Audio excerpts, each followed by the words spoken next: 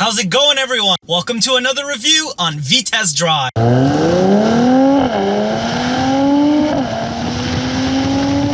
Today we have a very interesting car.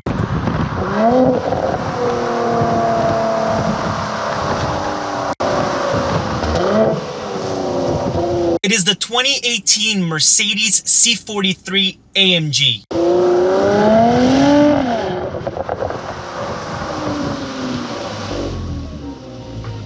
The real question we're gonna ask today is this a real AMG? Or is it one of those sport packages that has become so popular now with the Germans?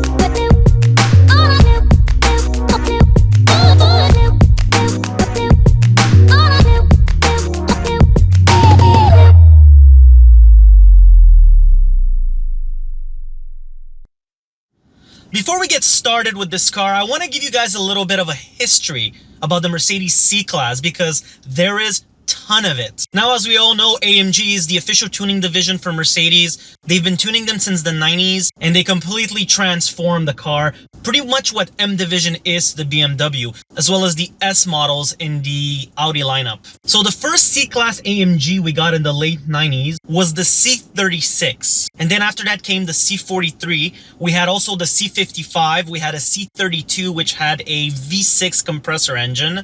And then came the monstrous C63 with the 6.2 liter V8 naturally aspirated. That is what really put the C-Class AMG on the map. Now back at it to the car we have today. So this is a Mercedes C43 AMG. The difference between a C63 and this one is clearly the engine. A lot of also the components are a little bit different. This has been tuned by AMG, but it does not have the hand-built engine that AMGs are renowned for. So does it make it a lesser car? That's what we're here to find out today. We're going to put the car through more of a real-world scenario. We're going to go driving on the highway, see how comfort is for daily drivability. We're going to go a little bit on the back roads. We're going to give it some gas. We're going to push it a little bit, and we're going to try to exploit this engine. All right, so let's fire up the car. Let's go for a little spin. It is a beautiful day today, so I guess we're going to be able to really enjoy this. All right, so we're off. I put it in drive mode, comfort mode. This is the first thing I want to test out. I want to see how this four-door sports sedan behaves under normal driving conditions. All right, first negative point, this car is equipped with those auto start-stop features, which I personally hate. I'm not a fan of this. I think we're going to deactivate it, and we're going to permanently keep it deactivated for this test ride. All right, so we're merging on the highway. Woo! I just gave it a little downshift, and right away, that's pretty interesting. So let's talk about the engine that is fitted in this particular model. It is a 3-liter V6 bi-turbo, as the Germans would say. In American terms, twin turbo. So there is 2 turbos. It's none of that BMW style twin scrolls where you have 2 stages. It's 2 genuine turbos boosting pressure. This car is pushing 362 horsepower at 5,500 RPM in 384 pound-feet, as low as 2,000 RPM, and you feel it. You really feel the torque. 0 to 100 sprint is 4.6 seconds. This car does not have launch control for one and main unique reason. It is not a dual clutch transmission. Now, the previous models were equipped with a 7-speed automatic transmission that Mercedes held. In 2018, they changed that to a 9-speed automatic transmission. I don't know how I feel about that one, though. When you're in Sport and Sport Plus, it is extremely fast shifting. Almost makes you think you have a DSG. But when you're in comfort mode and it's 9-speed, I feel like all the car does is constantly look for gears. You take off and before you know it, you're already in 4th gear because the ratios are very short. So it does it very seamlessly for sure, but you put your foot down, it takes for a second for the car to like kind of decide which gear wants to go on. One other interesting key feature is that this car is equipped with auto dampening suspension. You have your suspension modes down here. You can select between Comfort, Sport, and Sport Plus. And I'm telling you, you really genuinely feel the difference between each mode. Now I noticed that when you're in Comfort mode, the exhaust is not as loud. That is because the exhaust is equipped with valves inside. So the second you switch to Sport or Sport Plus, you hear the more crackles, more burbles. That's when it really opens up. So, all right, have a nice little straight coming along. Let's downshift and see how it goes.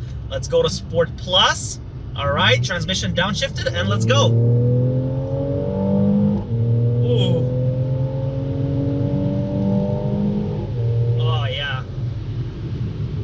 Was pretty good, actually. That was surprisingly good. I love the crackles and the burbles that you get from the exhaust. Alright, nice little back roads here. Let's take a look at handling and stability, how it behaves.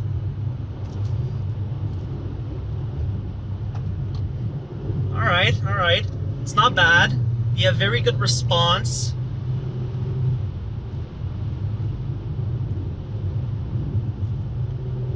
Very minimal body roll. The second you go into Sport Plus mode, really makes a huge impact on the stability. Very minimal body roll, love it. It's not as precise as a BMW M car. I feel like BMW M cars, you kind of feel more connected to the steering, more connected to the road. This still does a great job. It makes the car feel very light. The brakes feel good. I don't feel any type of fading. A very direct feel. That exhaust note though, it sounds fantastic. Very good. Alright, so we are cruising at 100 kilometers an hour on the highway. Everything remains very quiet. The cabin is very well insulated. But it should be expected from this category of a vehicle. The Audi A4 is not much different, neither is the BMW 3 Series. They all have very good sound dampening, and it's pretty much the standard nowadays. But where this Mercedes really shines is the build quality in the interior.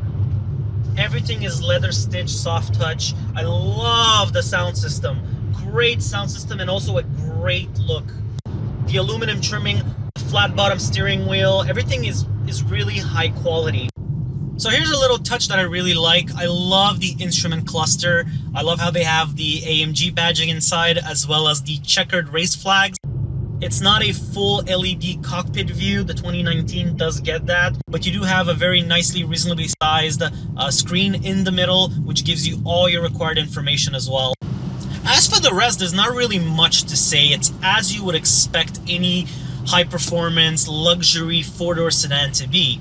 I mean, everything else is very well placed, very well dispositioned. Again, I mentioned the leather stitching, the contrast red stitching is awesome. I love that.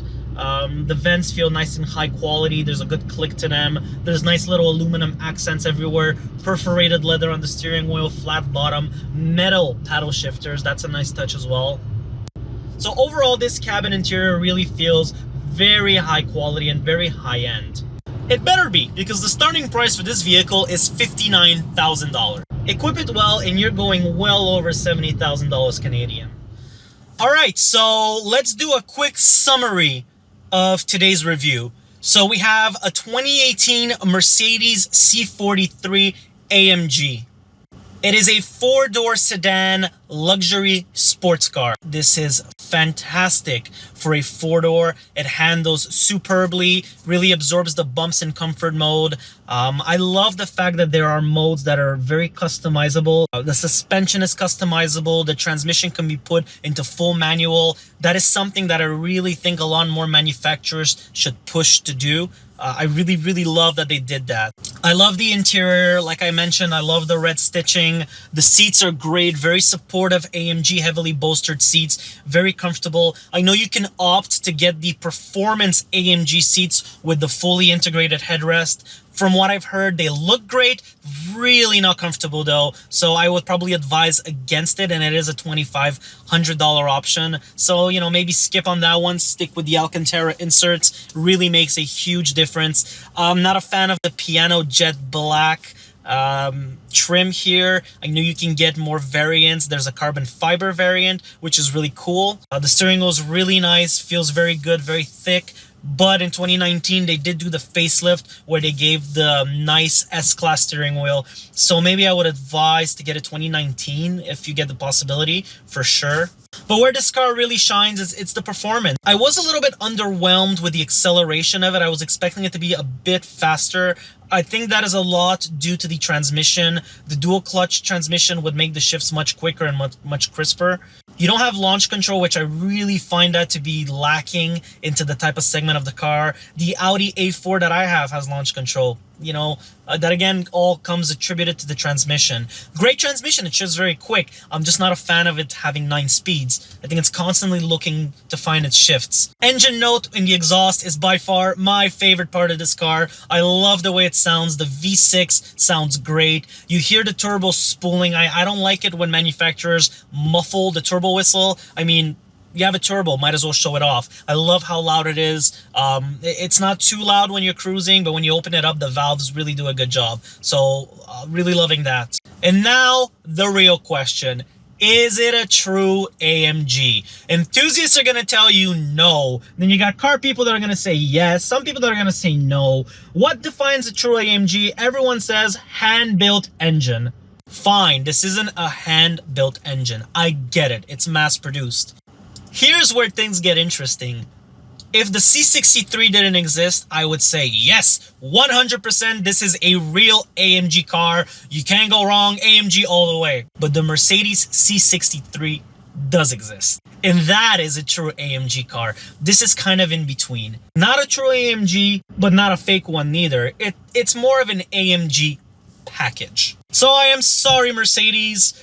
You are not a real AMG, but you sure as hell do perform like one, so good job on that. I want to thank everyone for tuning in. I love everyone for the massive support I've been getting. We have a lot more awesome reviews coming up. If you have more ideas, more inputs on things we can do future on in the show, write them in the comments below. Until then, I want to thank everyone for tuning in, and thank you so much for the massive support, and we'll see you guys soon. Take care.